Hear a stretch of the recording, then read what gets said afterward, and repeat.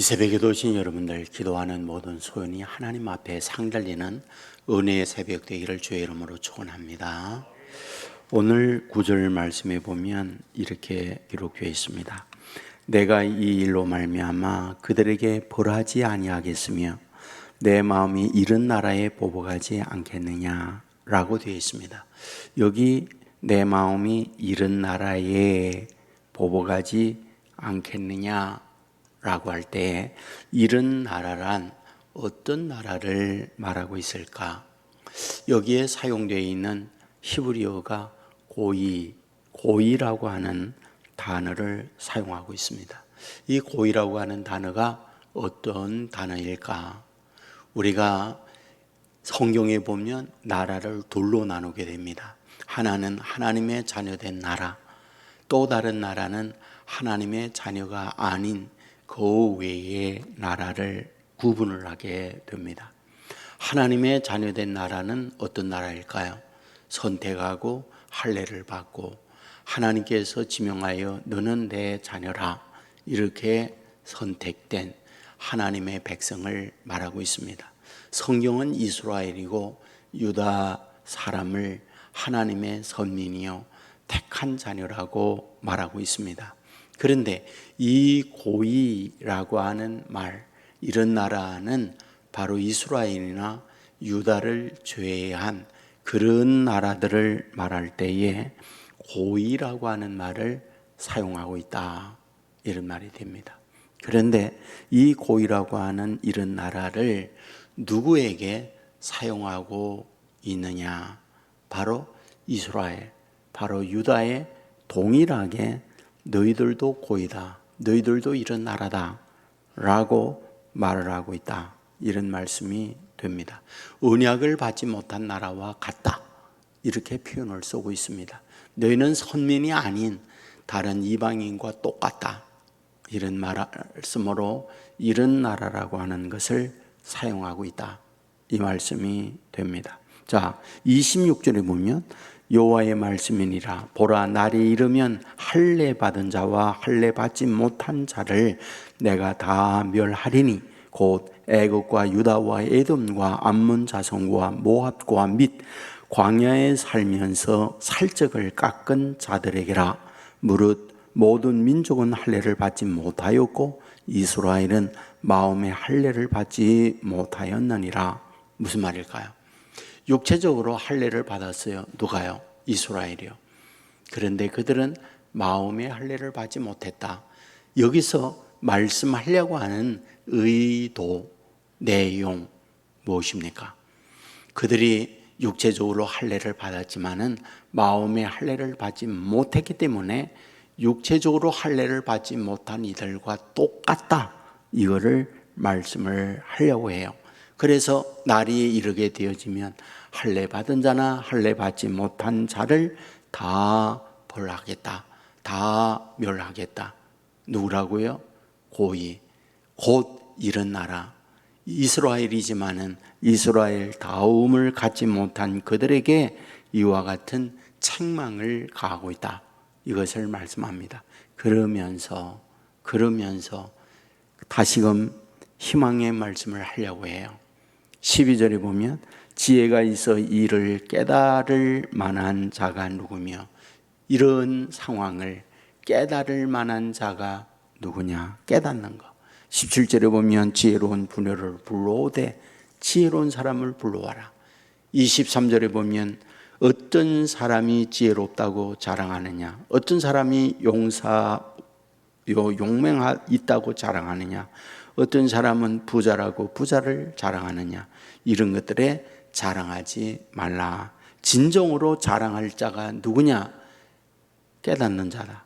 명철하여 하나님을 아는 자, 여호와께서 사랑과 정의와 공의를 행하는 분임을 깨닫는 것이 진정한 지혜고, 그런 사람이 필요로 하다라고 하는 부분을 말씀을 하고 있습니다. 늘 여러분에게 이 선지서를 통해서 끊임없이 한 가지 주제를 가지고 다루고 있는 부분이 있습니다. 그것이 바로 뭐냐 하면 현실에 대한 자기 진단이에요. 그러니까 계속해서 선지자들은 그들의 내면적 어떤 육체적 문제 죄악에 대하여 책망을 계속합니다. 그것은 마치 엑스레이를 찍는다든지 MRI, CT 촬영을 통하여 보이지 않는 배후의 여러 가지 죄악들을 책망하고 있는 말씀을 하고 있는 거죠. 그것을 깨닫는 거죠. 그것을 아는 거죠. 자기의 실체를 바르게 알아야만 여기에서 뭐하다 희망이 있다고 하는 부분을 말씀을 하고 있다, 이런 말씀이 되는 거죠. 여러분에게 계속해서 말씀을 드리지만은 저는 이렇게 지내면서 보면 하나님께서 우리에게 직접적으로 자기를 계시하는 게 많이 있죠. 꿈이라든지 기도의 응답이라든지 어떤 영적인 음성을 듣는다든지 어떤 영안으로 보이지 않는 걸 본다든지 이런 여러 가지 특별한 방법으로 하나님의 살아계심을 우리가 경험을 해요. 이걸 특별 계시라고 얘기합니다. 그런데 일반 계시가 있습니다. 일반 계시라고 하는 것은 하나님께서 말씀으로 창조했잖아요. 그 창조되어 있는 모든 것들을 하나님이 다스립니다. 그 다스리는 이것을 섭리라고 말을 합니다. 근데 그 섭리하고 있는 그곳에 이렇게 하나님께서 여기에 개입하셔서 일하시는구나 하고 깨닫는 것, 저는 그것이 개인적으로 너무 소중하다고 보거든요. 그거를 알아야, 그 일반 계시라고 그러는데 그 일반 계시에 우리에게 하나님이 자기를 이 자연, 창조된 이런 곳에서 하나님을 만나기를 원해요. 그래서 성경에도 보면 로마서 1장이라든지 욥기라든지 곳곳에 보게 되어지면 시편 19편이라든지 그곳에 하나님의 창조와 창조된 곳에 하나님의 일하심에 관한 부분을 우리에게 말씀을 하고 있는 것을 보게 되잖아요. 여러분에게 말하지만 밀물과 썰물이 왜 생깁니까? 눈에 보이는 지구에서 물이 들어갔다가 나왔다 하는구나 라는 걸 알지만은 사실은 보이지 않는 달의 힘, 달이 인력이라고 그러잖아요. 끌어당기는 거. 그것에 의해야 달이 움직이는 곳에 이 지구의 물이 따라다니는 거잖아요. 그게 밀물과 썰물이잖아요. 보이지 않는 건데 보이지 않는 힘이 이 지구에 영향을 미쳐서 지구에 있는 물이 밀물과 썰물을 만들어낸다. 여러분들, 우리가 어떤 홍수라든지 또는 아주 최고의 밀물이 들어와서 범람한다, 그럴 때가 언제입니까? 그 소위 달이 지구에게 가까이 오면 그때에 만조를 이루어서 엄청난 그 물에 밀물이 밀려오는 그런 걸 얘기하잖아요. 보이지 않는데 보이지 않는 그런 힘이 지구에 영향을 미치잖아요. 여러분, 사람도 똑같지 않나요?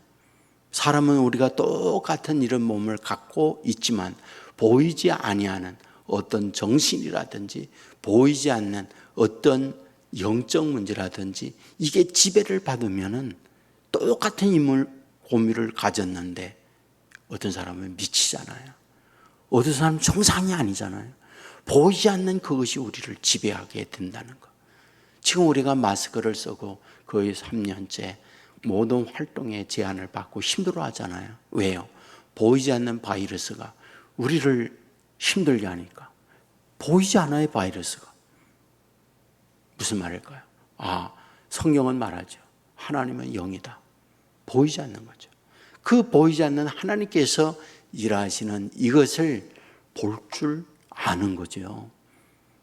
여러분, 그럴 때에 우리의 믿음이 성장할 수 있는 것이고 그런 하나님의 다스림을 받을 수 있다고 그러면은 우리는 놀라운 영적인 사랑과 하나님과 교통하는 삶을 사는 하나님의 사람이 될 수 있는 거잖아요. 성경의 싸움은 이 문제예요. 보이지 않는 하나님의 다스림을 받을 것인가?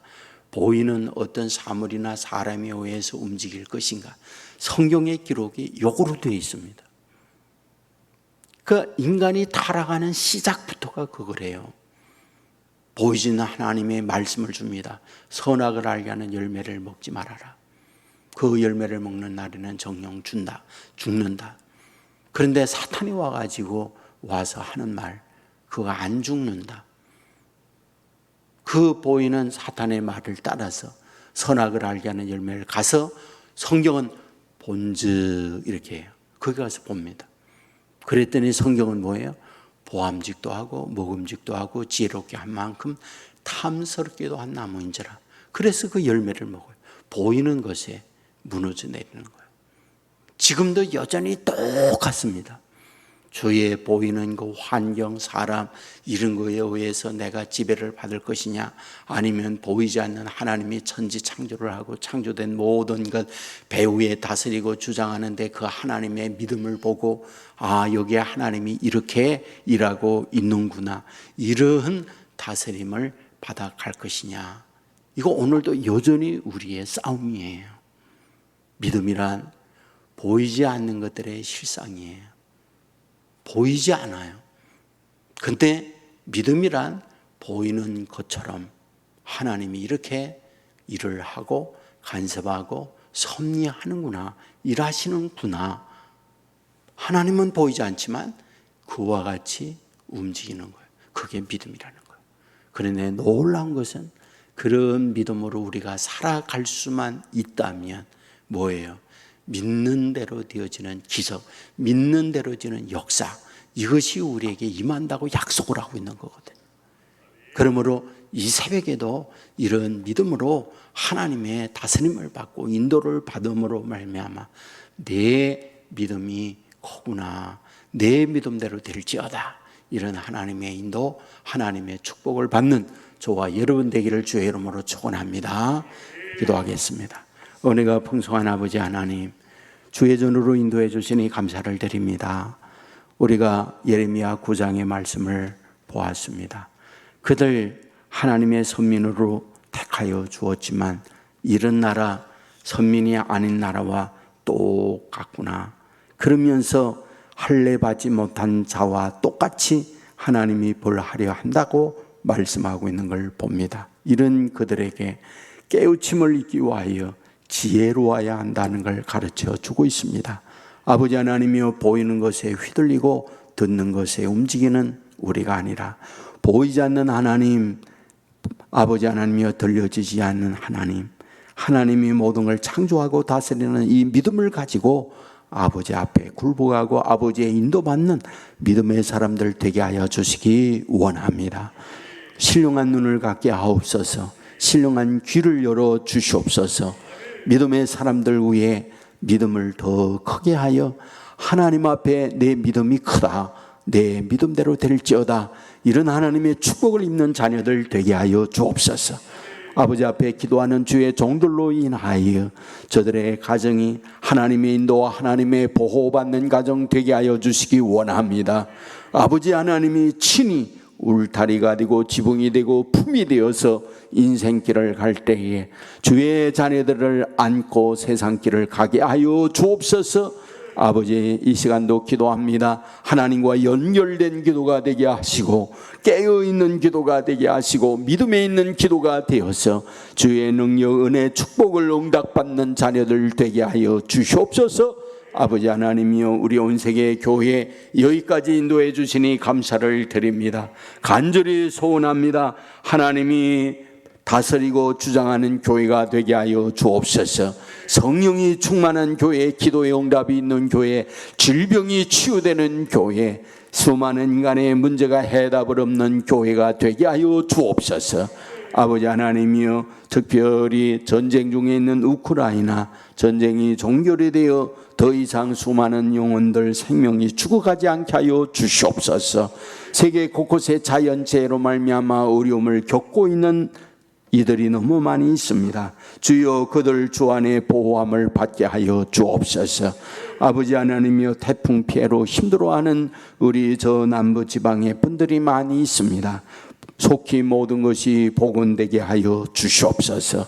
아버지 하나님이여, 우리 교회에 이제 양육이 시작되어지고 문화센터가 시작이 되어지고 또한 10월 16일 VIP 축제를 앞두고 있습니다. 주의 자녀들 위하여 기도하게 되어질 때에 수많은 영혼들이 주 앞에 돌아와 생명의 은혜와 구원의 은총을 덧입는 역사가 일어나게 하여 주시옵소서.